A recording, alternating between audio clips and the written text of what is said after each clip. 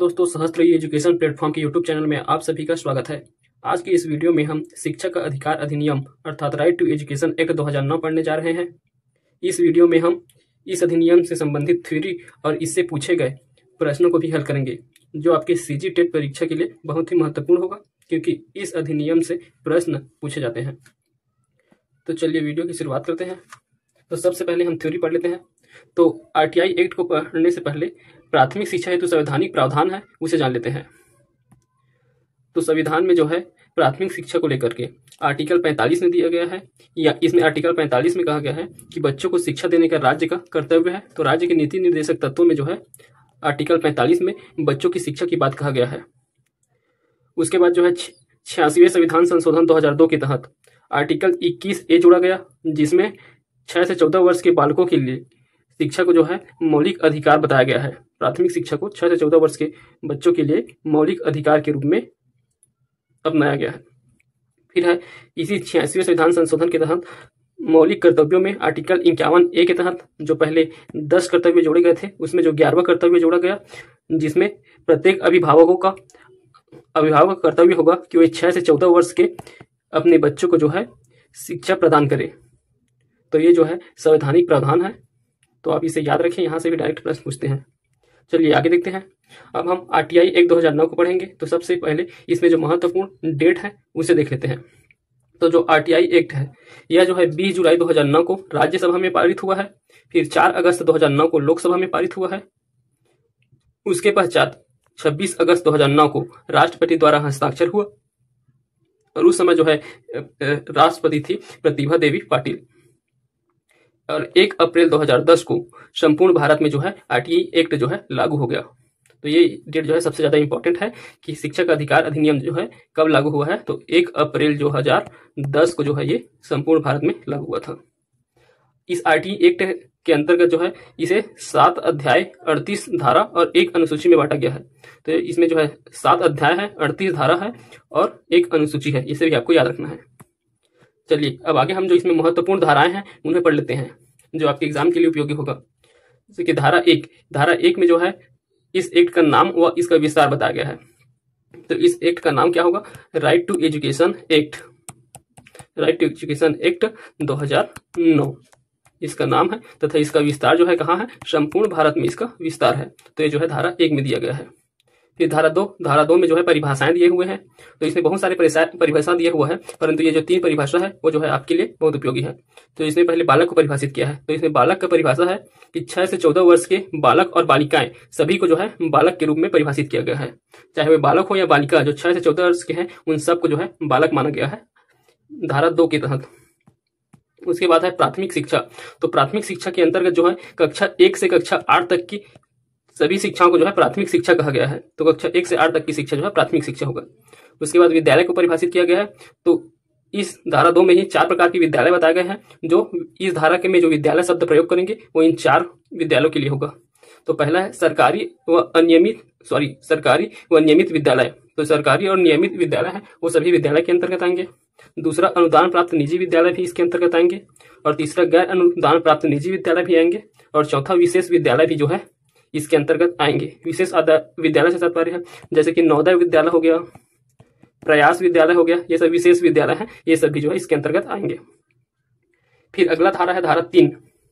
इसमें जो है 6 से 14 वर्ष के बालकों को निःशुल्क और अनिवार्य शिक्षा देने की बात कही गई है। तो इसे भी आपको याद रखना है। धारा 3 इसमें जो है निःशुल्क और अनिवार्य शिक्षा की बात कहा है। और यही जो है दिव्यांग और निःशक्त जन हेतु जो है जो 6 से 14 वर्ष आयु है वो जो है 6 से 18 वर्ष कर दिया गया है। तो इसे भी आपको याद रखना है। तो अब अगला है धारा 4। धारा 4 में समावेशी शिक्षा का बात है। तो समावेशी शिक्षा का अर्थ होता है बिना भेदभाव का सबको एक साथ शिक्षा देना। तो ये जो है धारा 4 में मिलता है। उसके बाद इंपॉर्टेंट धारा देखें तो धारा 12 है। इसमें ईडब्ल्यूएस अर्थात आर्थिक रूप से पिछड़े वर्ग हैं, उनके लिए 25% सीट आरक्षित करने का प्रावधान किया गया है धारा 12 में। उसके बाद है धारा 13। तो धारा 13 में जो है डोनेशन नहीं लिया जाएगा, इसका प्रावधान मिलता है। अर्थात किसी विद्यालय में एडमिशन लेने के लिए डोनेशन लेना जो है एक अपराध है। तो ये जो है धारा 13 में दिया गया है। दूसरा उसके अगला है धारा 17। धारा 17 में बालकों को शारीरिक दंड से मनाही दिया गया है। अर्थात विद्यार्थियों को शिक्षक जो है शारीरिक दंड नहीं दे सकता। ठीक। उसके बाद है धारा 12, इसमें जो है विद्यालय शिक्षा योजना का प्रावधान मिलता है। तो इसको आपको याद रखना है। धारा 22 में जो है विद्यालय शिक्षा योजना का प्रावधान है। उसके बाद है धारा 25, इसमें जो है छात्र शिक्षक अनुपात दिया हुआ है, अर्थात कितने छात्र के ऊपर कितने शिक्षक रहेंगे, इसका अनुपात जो है धारा 25 में दिया गया है। तो इस धारा के आधार पर जो है कक्षा 1 से 5 तक के अर्थात जो प्राइमरी स्कूल होता है उसमें जो है 30 विद्यार्थियों के ऊपर एक शिक्षक रहेंगे। 30 विद्यार्थी हैं, वहाँ एक शिक्षक होंगे। ठीक, तो ये है 1 से 5 कक्षा के लिए। अगर वही हम 6 से 8 के लिए देखें अर्थात मिडिल स्कूल के लिए, तब क्या होता है, ये जो है रेशियो है 35:1 का होता है, अर्थात 35 विद्यार्थियों के ऊपर जो है एक शिक्षक होते हैं। ठीक, तो ये जो है छात्र शिक्षक अनुपात है। अगर विद्यालय में जो है 200 से अधिक विद्यार्थी हो जाते हैं तब ये रेशियो जो है 40:1 हो जाता है, अर्थात 40 विद्यार्थियों में एक शिक्षक होगा अगर 200 से अधिक विद्यार्थी हैं विद्यालय में। तो फिर अगला धारा है धारा 28। धारा 28 में जो है निजी ट्यूशन से सरकारी शिक्षकों को मनाही का प्रावधान है। तो सरकारी शिक्षक जो है निजी ट्यूशन नहीं चला सकते, इसका प्रावधान जो है धारा 28 से प्राप्त होता है। तो इस प्रकार ये जो इंपॉर्टेंट धारा है इन सबको आपको याद रखना है। चलिए अब आगे हम जो आरटीई एक्ट में जो है महत्वपूर्ण प्रावधान है उसे देख लेते हैं। तो सबसे पहले है, अगर किसी बच्चे की उम्र 6 वर्ष से अधिक है और उसका नामांकन नहीं हुआ है तो उसे बच्चे का नामांकन उम्र के अनुसार उचित कक्षा में किया जाएगा। तो उस बच्चे का जो है नामांकन उसकी उम्र के अनुसार उचित कक्षा में किया जाएगा। अगर मान लीजिए ये 6 वर्ष जो है पहली कक्षा में प्रवेश लेने का उम्र है, अगर विद्यार्थी का उम्र जो है 8 साल है, ठीक, तो अगर उसका उम्र 8 वर्ष है तो उसके उम्र के आधार पर उसे पहली कक्षा में प्रवेश देने के बजाय उसे हम डायरेक्ट जो है तीसरी कक्षा में जो है प्रवेश दे सकते हैं। ठीक, तो तीसरी में उसे प्रवेश दिया जा सकता है। तो ये कहा गया है, ये पहला प्रावधान।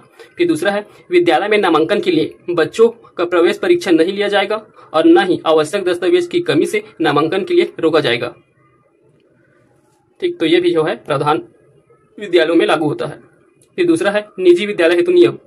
तो निजी विद्यालयों के लिए भी आरटीई एक्ट के तहत कुछ नियम है, जैसे कि निजी विद्यालयों में कमजोर वर्ग हेतु 2% सीट जो है आरक्षित होंगे।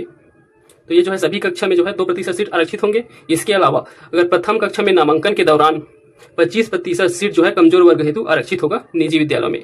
तो निजी विद्यालय में अगर प्रथम कक्षा इसका ये जो है प्रथम कक्षा ये KG1 भी हो सकता है, KG1 या फिर ये जो है पहली क्लास भी हो सकता है। ठीक, तो वो जो है विद्यालय के ऊपर डिपेंड है कि वो कहाँ से स्टार्ट होता है। तो उसके जो प्रथम कक्षा रहेगा उसमें 25% सीट जो है कमजोर वर्ग हेतु आरक्षित होगा। इसका भी प्रावधान है आरटीई एक्ट में।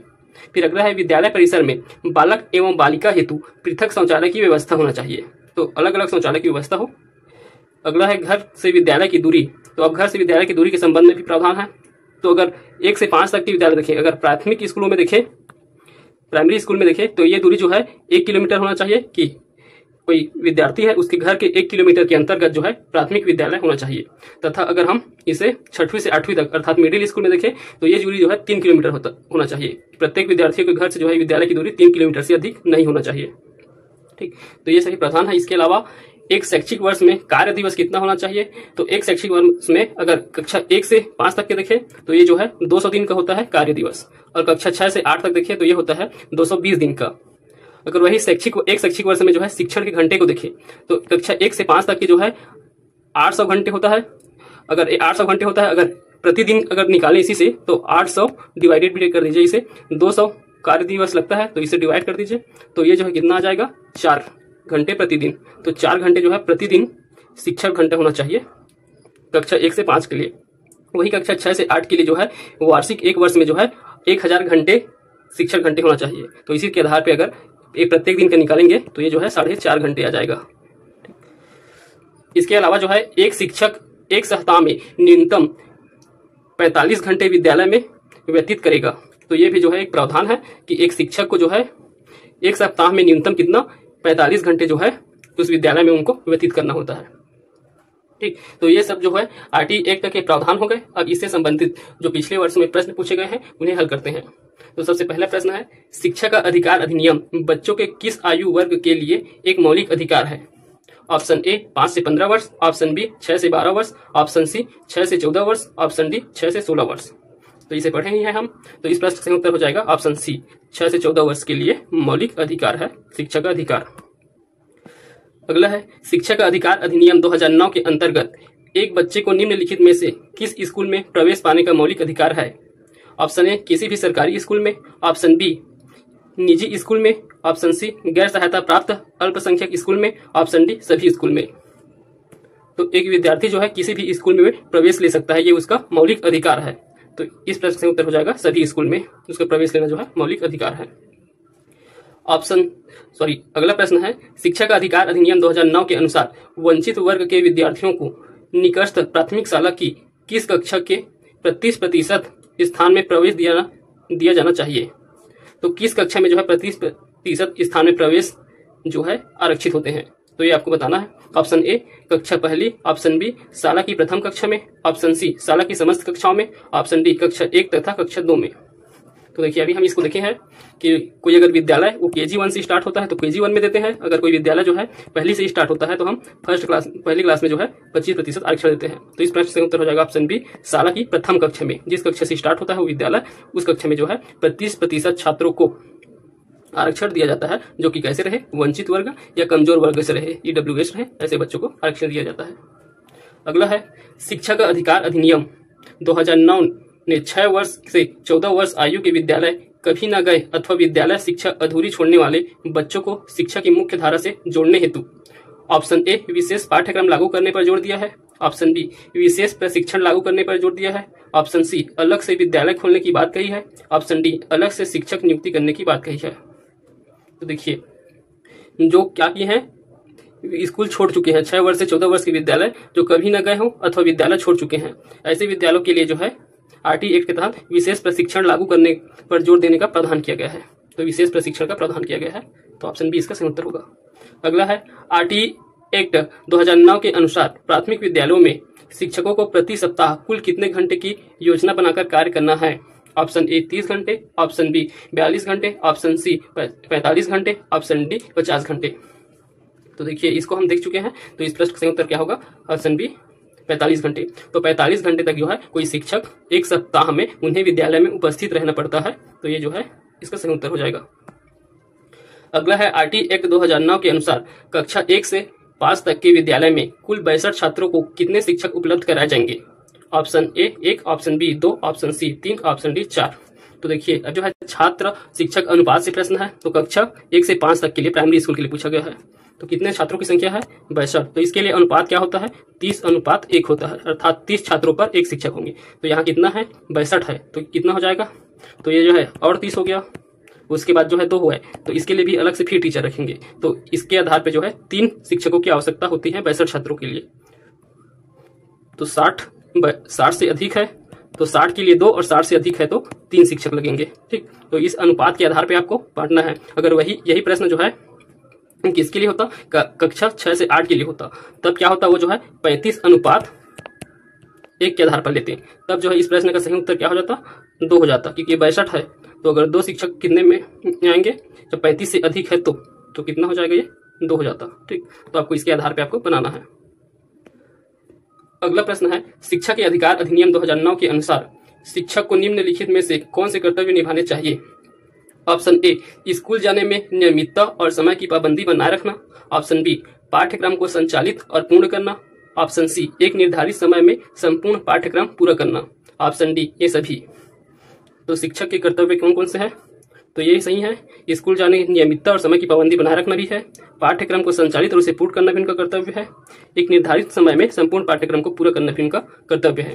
तो इसका उत्तर हो जाएगा डी ये सभी। अगला है बच्चों को निःशुल्क और अनिवार्य शिक्षा का अधिकार अधिनियम 2009 यह निर्धारित करता है कि शिक्षा खाली स्थान होनी चाहिए। ऑप्शन ए सह शैक्षिक विषयों तक सीमित, ऑप्शन बी लगातार परीक्षण द्वारा सावधानी पूर्वक निगरानी करके, ऑप्शन सी एक बच्चे के अनुकूल तरीके से गतिविधियों के माध्यम से, ऑप्शन डी अतिरिक्त कोचिंग द्वारा समर्थित। तो देखिए RT एक्ट 2009 जो है प्राथमिक शिक्षा का प्रावधान करता है, जो कि 6 से 14 वर्ष के बच्चों के लिए है। ठीक, तो इसमें बच्चों को सिखाने का सबसे उपयुक्त तरीका होता है एक बच्चे को अनुकूल तरीके से, बच्चे के जो अनुकूल तरीके हैं से गतिविधियों के माध्यम से उसे सिखाना जो है सबसे उपयुक्त माध्यम होता है। तो इस प्रश्न का सही उत्तर होगा ऑप्शन सी।